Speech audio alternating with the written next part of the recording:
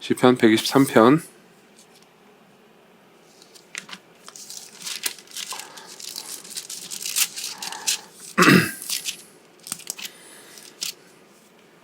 제가 봉독해 드리도록 하겠습니다.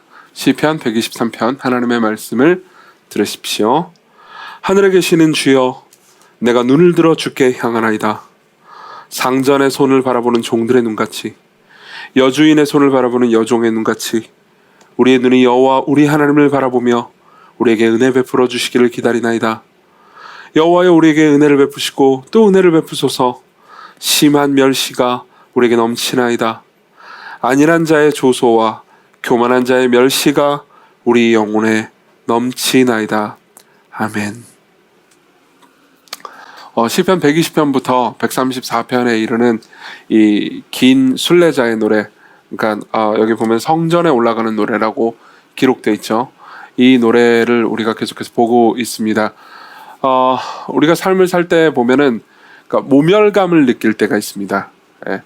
그러니까 모멸감과 모욕감을 느낄 때가 있습니다. 실제로 시인도 그런 상황에 처해 있는 것 같습니다. 시인뿐만 아니라 시인을 따르는 많은 사람들이 그런 상황에 처해 있는 것 같아요. 1절에 보면 하늘에 계신 주여, 내가 눈을 들어 주께 향한다 그러잖아요. 근데 2절부터 보면 내가 아니고 우리로 바뀝니다. 상전의 손을 바라보는 종들의 눈같이, 여주인의 손을 바라보는 여종의 눈같이 우리의 눈이라고 되어 있습니다. 그러니까 아마도 형식상, 그러니까 인도자가 1절을 선창하면은 이제 많은 뒤에 따르는 사람들이 2, 3, 4절을 이제 후창하면서 같이 불렀던 것 같습니다. 그 멜로디는 우리가 알 수 없지만은 아마 그런 방식이었던 것 같아요. 이 백성들 전체, 그러니까 이 노래를 부르는 사람들은 리더뿐만 아니라 모든 사람들이 그러니까 멸시를 당했습니다. 3절 후반부터 보면요, 이런 이야기가 나오고 있죠. 심한 멸시가 우리에게 넘칩니다. 4절, 안일한 자의 조소와 교만한 자의 멸시가 우리 영혼에 넘치나이다. 그러니까 조롱과 멸시를 당한 겁니다. 그리고 이 시인은 굉장히 큰 모욕감을 느끼고 있습니다. 여러분들은 언제 모욕감을 느끼십니까? 내가 그러니까 하찮은 존재처럼 여겨질 때, 내가 중요하지 않은 사람처럼 느껴질 때 여러분들은 모멸감과 모욕감을 느낄 겁니다. 이걸 제가 이제 저도 삶을 살면서 여러 번 겪었죠.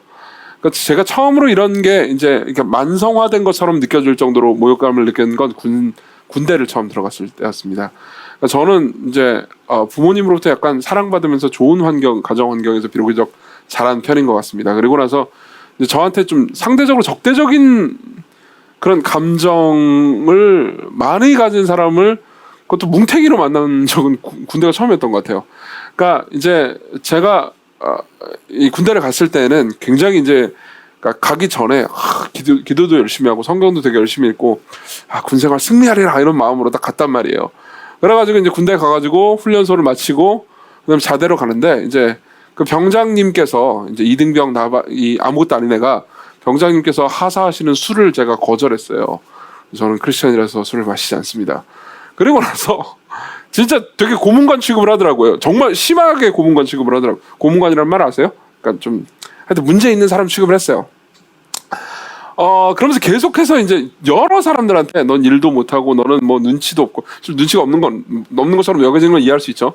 그런 얘기를 계속 들으니까 한 몇 달 동안 너는 쓸모없는 존재라는 얘기를 계속 들으니까 실제로 잘하던 일도 뭐 이등병이 원래 일을 잘 못하기도 하고요.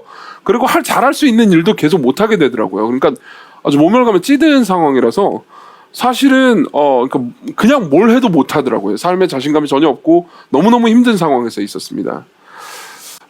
그러면은 사실 삶 전체가 막 되게 막 너무 괴롭죠. 너무 막 내가 쓰레기 같고, 그리고 남들이 계속 나를 하찮게 여기기 때문에 나 스스로도 나를 하찮게 여기게 됩니다. 그렇다고 해서 여러분들이 스스로 그러니까 나는 자존감 충만한데? 라고 생각한다 해서 여러분들이 멸시를 받을 때 그러니까 나쁘게 변하지 않는다는 건 아닙니다. 그러니까 보통 자존감이 충만하고 그리고 나는 인정받는 사람이다. 그러면은 약간 멸시를 받을 때는 이제 분노하게 되죠. 넌 나에게 모욕감을 줬어. 그렇게 말하는 겁니다. 그래서 실제로 이것도 저도 경험해 본 적이 있습니다. 그러니까 이 얘기를 듣고 저를 비웃으셔도 좋습니다. 왜냐하면 저도 저를 비웃었던 얘기니까요. 그러니까 이제 설교를 하러 강사로 가면은 이제 어떤 교회 같은 경우에는 보통 대형 교회가 그런 경우가 많죠. 이제 이 강사 의전 시스템이 굉장히 잘 돼 있는 경우가 있습니다. 그러면은 이제 가면은 좀 약간 극진히 대접해요. 그러니까 저 같은 애를 그렇게 극진히 대접할 이유가 전혀 없는데도 불구하고 극진히 그러니까 환대해 주시는 거죠. 굉장히 감사한 일입니다. 그런 데를 한번 갔다가 이제 어떤 곳을 가면은 뭐 강사가 왔구나 그러면서 이제 별로 신경도 안 쓰고 네 할 설교하고 꺼지거라라는 분위기가, 물론 그렇게 말씀하지는 않으세요. 제가 그렇게 나쁘게 해석한 겁니다. 그런 분위기가 조성될 때가 있습니다. 그러니까 왔는데 뭐 어디 앉으라는 얘기도 없고 물도 안 갖다 주고 뭐 필요한 거 없냐고도 안 물어보고 그냥 그 찬양팀 연습하는데 그냥 뒤에서 뻘쭘히 앉아가지고 난 여긴가 난 누군가 여긴 어딘가 이러고 앉아 있으면은 이제 모멸감이 느껴지죠. 그러면서 속으로 생각하는 겁니다. 내가 누군 줄 알고, 누구긴 누구야, 동네 목사지 누군 줄 알고 내가 말이야 지난번에 갔을 때는 말이야 나한테 과일을 해줬어. 과일 샤인 머스켓. 근데 여기는 말이야, 그러니까 이제 분노하는 거죠. 그래가지고 설교를 망해버려야겠다. 그렇게까지는 안 갔습니다. 그렇게까지는 안 갔어요. 그 정도 양심은 있어요. 이제 그런 마음을 발견하고 놀라는 거죠. 아, 내가 정신이 나갔구나. 이 동네 목사 나부랭이 땅이가 대접 좀 받더니 자기가 진짜 대단한 존재라고 생각하는구나. 생각하는 거죠. 사실 모멸감은 사람을 약간, 그러니까 균형을 잃게 만듭니다. 그러니까 모멸감을 느끼잖아요. 누가 나를 멸시하잖아요. 그러면 그냥 잘 걸어가던 길을 막 삐끗하게 되죠. 그러니까 여러분들도 삶에서 그런 경험을 분명히 하실 겁니다. 분명히, 그러니까 내가 잘못한 게 없는데 누가 나를 멸시하고 그리고 막 하대한다. 그러면 삐끗합니다. 삶에서, 그러니까 이게 제대로 가는 게 맞나? 그러니까 잘 하던 일도 못 하게 되거나요. 그리고 내가 하찮게 느껴진다라는 사실에 스스로를 경멸하거나 혹은 분노하거나, 그리고 이런 경우가 있습니다. 내가 명백하게 잘못해서 누가 나를 멸시하고 조소할 때, 조롱할 때, 그때는 진짜 뭐 보이지가 않죠. 근데 어떤 경우든지 간에 핵심은, 그러니까 계속해서 내가 중요하지 않은 존재처럼 취급당할 때, 그렇죠? 내가 그러니까 하찮은 존재처럼 취급당할 때 내 삶이 무너지고 되게 힘들어진다는 겁니다. 그렇죠?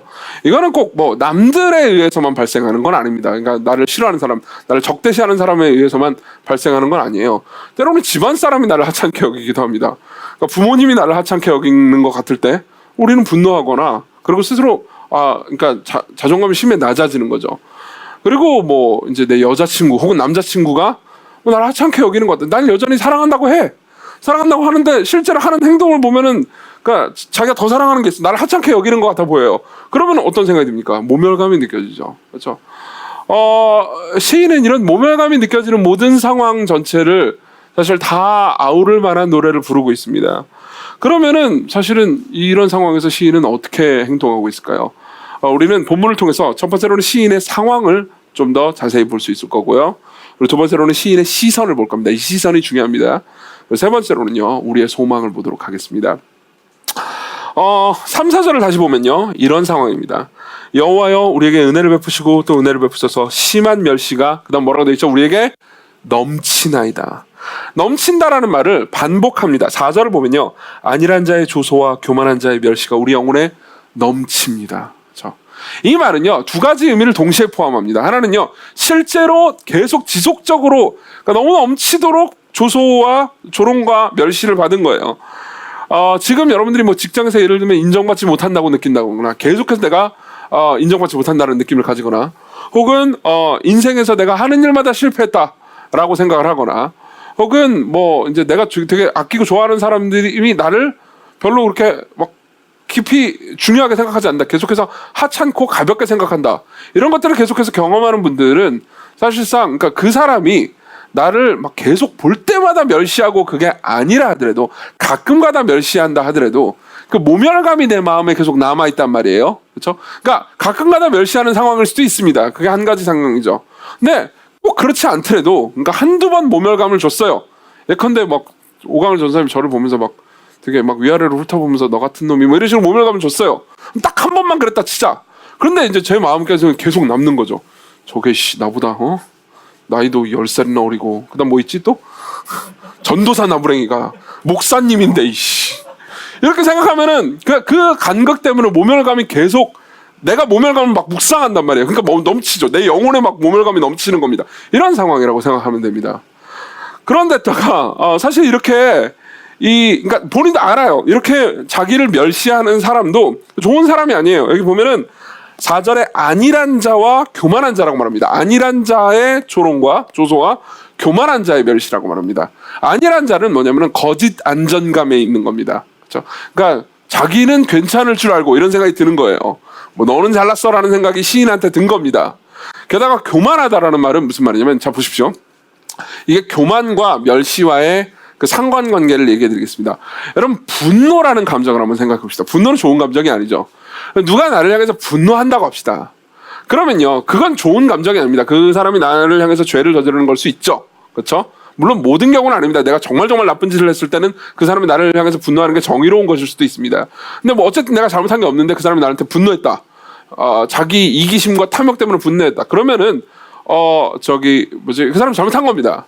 근데 멸시는 조금 달라요. 예, 멸시는 분노하고 다릅니다. 멸시는 교만의 결과입니다. 그러니까 예를 들면 똑같은 분노라도 이런 분노가 있을 수 있어요. 그러니까 두 명이 있습니다. 그러니까 둘이 얘기를 하다가 너무 안 맞아. 그죠? 막 무슨 회의를 같이 하는데 어떤 일을 성사시키기 위해서 회의를 같이 하는데 둘이 너무 안 맞아요. 그죠? 뭐 죄송한데 자꾸 오광일 전사님 예를 들 수밖에 없는데, 오두사님이랑 저랑 막 회의를 하는데 막 청년부를 어떻게 합시다 하면서 회의를 하는데 너무 안 맞아. 그래가지고 막 서로 막 싸웠다고 합시다. 그러면 서로를 향해서 왜 저 사람은 나처럼 사과하지 않는 거지? 그러면서 화를 내는 거죠. 이 경우에는 둘 다 좋은 마음이라고 볼 수는 없습니다. 하지만 둘 다 교만하다라고까지 보기는 좀 어렵습니다. 물론 교만이 없진 않겠지만 뭐 교만하다고까지 하기에는 좀 그래요. 그러니까 그냥 이제 둘 다 탐욕적이다 뭐 이렇게 얘기할 수도 있는 거죠. 혹은 둘 다 질 줄 모른다, 양보할 줄 모른다 이렇게 얘기할 수 있습니다. 근데 만일 이런 상황이라고 해봅시다. 뭐 제가 이제 뭐 어떤 의견을 제시했어요. 오광일 전사님한테. 근데 오광일 전사님이 목사님 그거 아닌 것 같다고 이렇게 얘기한다고, 뭐 이렇게 얘기하면 안 된다고, 청년들을 살리기 위해서, 청년들도 잘 섬기기 위해서 이렇게 해야 된다라고 말할 때 제가요, 만일 이렇게 생각했다고 합시다. 마음속으로 뭐야, 사역 1년 차잖아. 1년 차 맞아요 실제로? 지금 나 11년 차야. 어디 감히. 그러면 이건 멸시입니다. 이 멸시는 어디서부터 왔죠? 교만으로부터 온 겁니다. 그러니까 교만한 자가 멸시를 하는 거죠. 그러니까 이걸 아는 거예요, 이 시인은. 그러니까 자기가 지금 당하고 있는 저 사람이 지금 나를 하대하고 있어요. 그러니까 단순히 분노하는 거면 이렇게까지 모멸감을 느껴지진 않아요. 단순히 화를 내는 거면은 내가 그러니까 이 정도로 자존심 상하고 괴롭지는 않단 말이에요. 그냥 화를 냈다 이 정도예요. 근데 저 사람은 나를 동급으로 보지 않아. 그렇죠? 아주 하인으로 봐요. 근데 내가 한마디 한 거에 대해서 멸시와 모멸, 조소로 대응했다는 거죠. 그렇죠? 그러니까 굉장히 고통스러운 상황인 겁니다. 그래서 억울하고 괴로워서 한숨이 나는 거죠. 이게 시인의 상황인 겁니다. 근데 이제 그 상황에서 시인의 시선이 무엇인지 봅시다. 자, 1, 2절 봅시다. 1, 2절이 되게 중요합니다. 하늘에 계시는 주여, 내가 눈을 들어 주께 향하나이다. 상전의 손을 바라보는 종들의 눈같이, 여주인의 손을 바라보는 여종의 눈같이 우리의 눈이 여호와 우리 하나님을 바라보며 우리에게 은혜 베풀어 주시기를 기다리나이다. 누굴 바라보죠? 하나님을 바라봅니다. 계속해서 하나님을 바라봐요. 어떻게 바라봅니까? 상전의 손을 바라보는 종의 눈같이, 여주인의 손을 바라보는 여종의 눈같이. 이게 무슨 의미인지 아세요? 지금이야 이제 그러니까 뭐 종, 노예 이런 제도 자체가 없으니까 이 개념을 사실 어느 정도 또 알 수 있어요. 이 개념이 아예 없어지진 않았습니다. 그러니까 고대에 종이 있고 그리고 이제 주인이 있잖아요. 그러면 종은 지속적으로 주인의 일거수일투족을 계속 관찰합니다. 왜 그럴까요? 그러니까 주인이 명령을 해서 내가 뭘 행한다. 그럼 좀 약간 늦은 거예요. 그렇죠? 주인이 예를 들면 이제 내가 주인이 뭘 하려고 그러는데 펜이 없네, 펜이 필요할 것 같다라는 생각이 드는 손짓을 보일 그때 있잖아요. 입에서 펜 좀 갖고 와가 나오기 전에 펜을 가지러 뛰어가는 거죠. 그렇죠? 이게 이제 충직한 종이고 당시에 훌륭한 종이었단 말이에요. 게다가 고대 종 혹은 여종은요, 식사 시간 딱 이렇게 돼가지고 먹는 게 아니에요. 그렇죠? 그러니까 주인이 식사를 먼저 해요. 주인이나 여주인이 식사를 먼저 하잖아요. 식사가 끝나고 눈짓으로 너도 식사해가 나오면 그 다음에 먹을 수 있습니다. 그렇죠? 그러니까는 종들 입장에서는 한편으로는 명령을 수행해야 되기 때문에 일거수일투족을 뚫어지게 쳐다볼 수밖에 없죠. 또 다른 한편으로는 공급을 해준단 말이에요. 저 사람이 나한테 먹을 거 준단 말이에요. 그런 의미에서 내가 한순간이라도 놓치면 안 되는 겁니다. 왜냐면 나 배고프니까. 그렇죠? 그러니까 계속 뚫어지게 쳐다봐요. 그러니까 이 시인이 이렇게 생각한 겁니다. 그러니까 삶에서 한순간도 놓치지 않고 무언가를 뚫어지게 쳐다보는 것, 무언가를 비유해주고 싶어요. 그렇죠? 그 비유를 어떻게 하는 거예요? 와, 저 종들을 보니까는 저 주인들을 진짜 한순간도 놓치지 않고 계속 보려고 그러네. 여종들도 여주인을 한순간도 놓치지 않고 계속 보려고 그러네.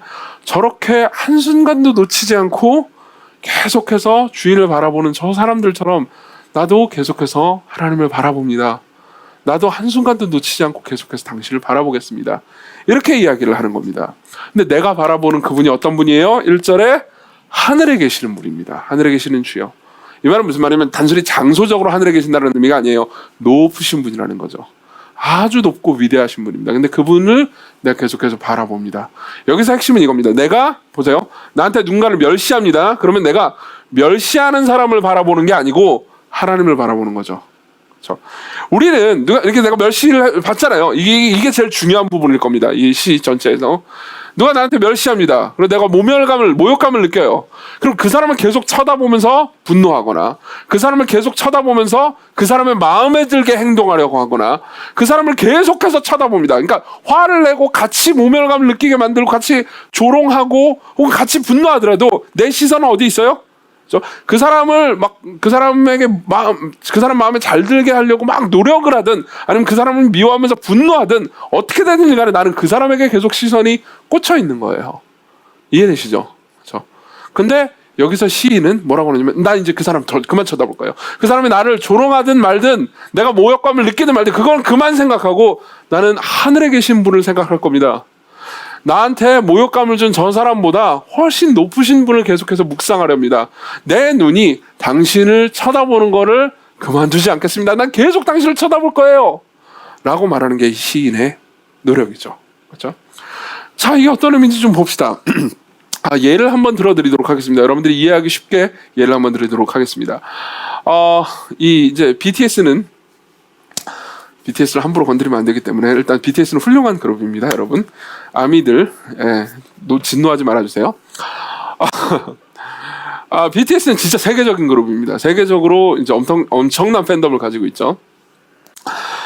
근데 이제 올해 그 신곡이 나왔을 때, 이제 콜롬비아의 어떤 이제 그 방송의 어떤 라디오 DJ가 BTS를 좀 이렇게 비난하고 멸시하는 그런 말을 좀 했나 봐요. 그래가지고 이제 BTS 한국인인 거 뻔히 알면서도 중국 사람이라고 하고 그리고 중국 돈으로 지금 이 자리에 왔다. 그리고 뭐 그래미 상이니 뭐니 받은 거 이거 전부 다 돈으로 산 거다. 이런 식으로 얘기를 한 거예요. 그러니까 아주 멸시를 한 거죠. 그렇죠? 근데 자 보십시오. BTS가 그 얘기를 뭐 들었겠죠. 당연히 그거 못 들었을 리가 없잖아요. 그렇죠? 근데 BTS가 들었을 때 BTS가 그 얘기를 듣고 모멸감을 느끼고 막 고통스러워하고 괴로워하고 막 이랬을까요? 저는 그랬을 거라고 생각하지 않습니다. 엄청난 상처를 받았을까요? 저는 그랬을 거라고 생각하지 않습니다. 왠지 얘기해 드릴게요. 그리고 끝났으면 상처를 받을 수 있죠. 내가 동양인이라고 내가 뭐 별거 아니라고 상처받는 거 나를 이렇게 무시하는구나 라고 생각할 수 있죠. 근데 BTS한테는 엄청난 지지그룹이 있단 말이에요. 아미가 있단 말이에요. 실제로 그 사건이 터지자마자 어떤 일이 일어나냐면 콜롬비아에 있는 아미들 있잖아요. 콜롬비아에 있는 아미들이 그 DJ를 격렬하게 비난하면서 제발 우리 BTS 오빠들 상처받지 말라고 그런 얘기를 계속 하는 거예요. 그래서 실제로 BTS 유튜브 그 계정 같은 데 가잖아요. 그럼 거기에 콜롬비아인으로 추정되는 사람이 한국어로 이렇게 글을 남겼어요. 뭐라고 그러냐면 콜롬비아인으로 정말 죄송합니다. 내 한국어 너무 어색하지만 정말 죄송스럽습니다. 여기 계신 많은 분들이 교육을 받지 못하네. 정말 죄송합니다. 이게 무슨 말인지 잘 모르겠지만 어쨌든 정말 죄송합니다 하고 유유 나오는 거예요. 자, 생각해보세요. 내가 BTS야.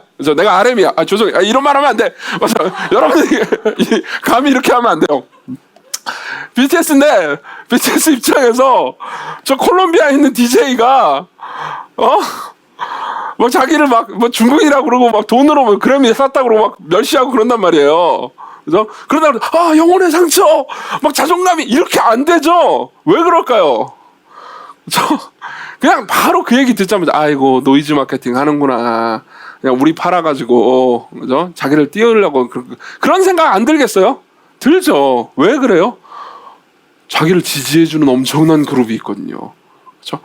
꼭 아미가 아니래도 누구나 그냥 일반적인 평범한 사람이면, 그냥 상식이 있는 사람이면 그냥 저 콜롬비아의 DJ가 그냥 생각이 없구나, 쟤들 뜨고 싶구나, 이렇게 하고 넘어갈 일이란 말이에요. 그렇죠? 근데 이제 그뿐만 아니라 그 아미가 딱 든든하게 지키고 있어가지고 막 비난을 막 하고, 그리고 막 이 아미 분들은 굉장히 열정적이라서 계속 BTS만 쫓아다니는 게 아니에요. BTS를 비난하는 사람을 계속 그 눈동자, 불꽃 같은 눈동자로 쳐다보면서 계속해서 밝혀내고, 그리고 까발리고, 그리고 이제 체계적으로 비판하고 막 이런 거 한단 말이에요. 그러니까 이제 BTS 입장에서 얼마나 든든하겠습니까? 그것 때문에 막 무슨 비난받고 막 저기 조롱을 받고 멸시를 받는 거가 그들에게 상처가 전혀 되지 않겠죠. 그렇죠? BTS는 그들을 바라볼 이유가 없습니다. 그렇죠? 자기의 든든한 지원구인인 아미를 바라보면 되는 거죠. 그렇죠?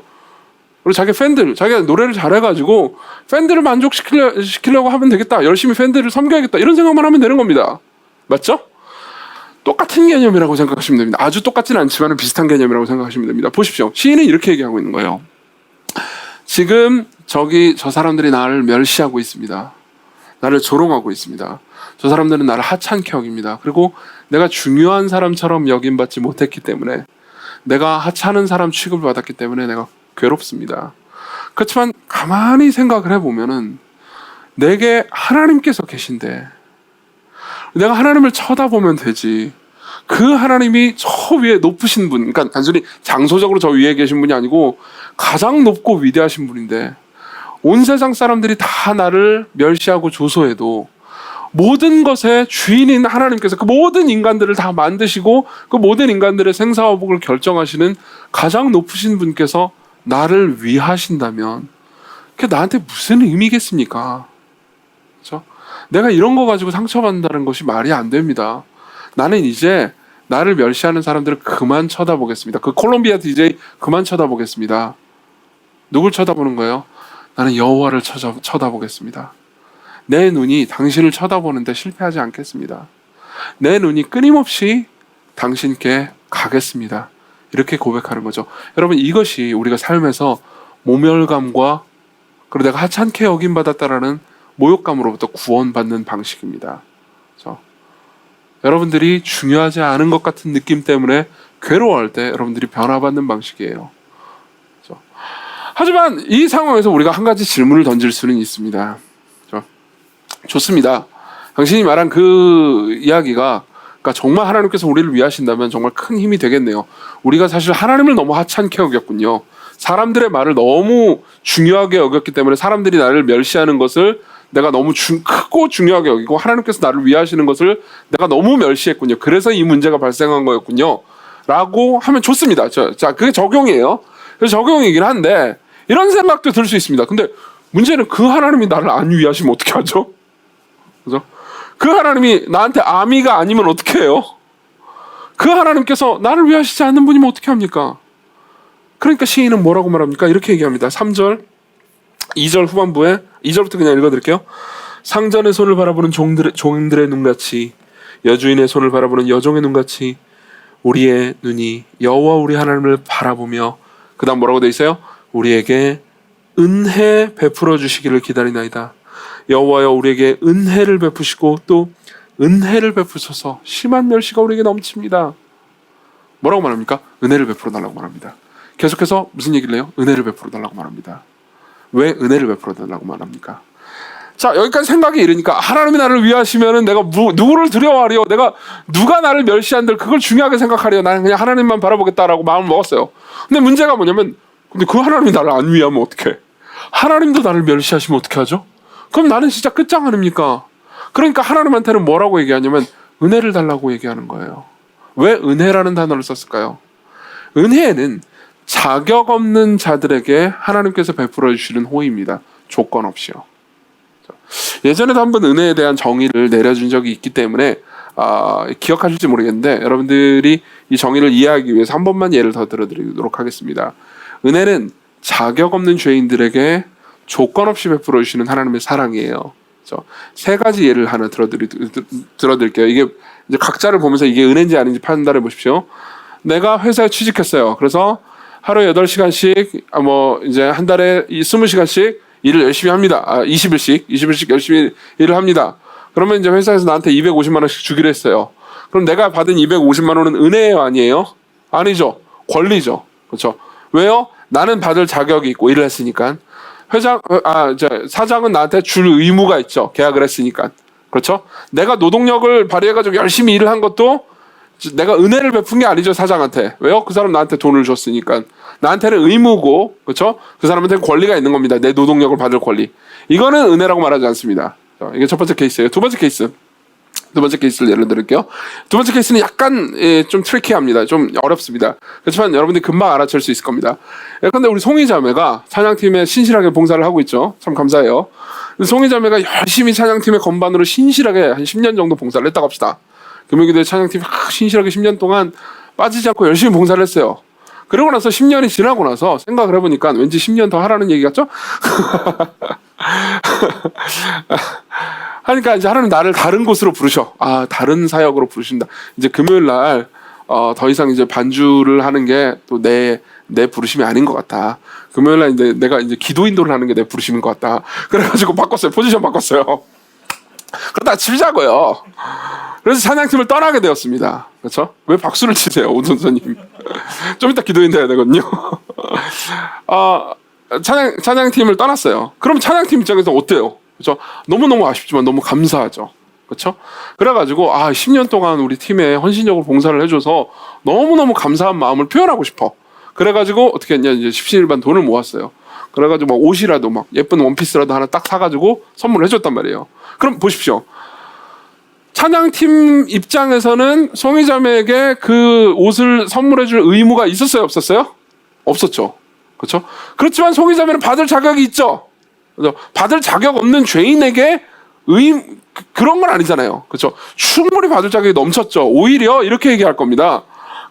찬양팀은 우리가 이렇게 10년 동안 수고했는데 이것밖에 못 줘서 미안해요. 이렇게 얘기할 겁니다. 그렇죠? 그렇다고 해서 그게 찬양팀의 의무는 아니었어요.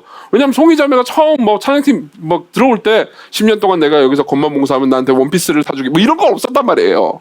그렇죠? 그렇기 때문에 이 경우에는 은혜라고 부르지 않습니다.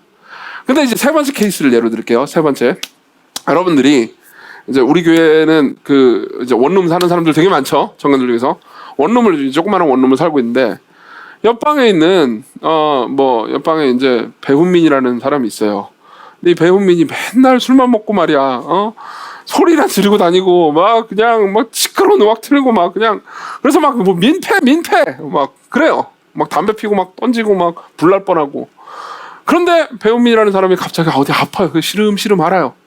그래가지고 되게 힘들어하는데 이제 이 옆집 사는 민주가 저 배훈민이라는 인간 정말 저 상종도 못할 인간이지만 아픈데 혼자 사는데 얼마나 불쌍할꼬 해가지고 죽을 딱 만들어가지고 갖다 줬어요. 그럼 어떻게 돼요?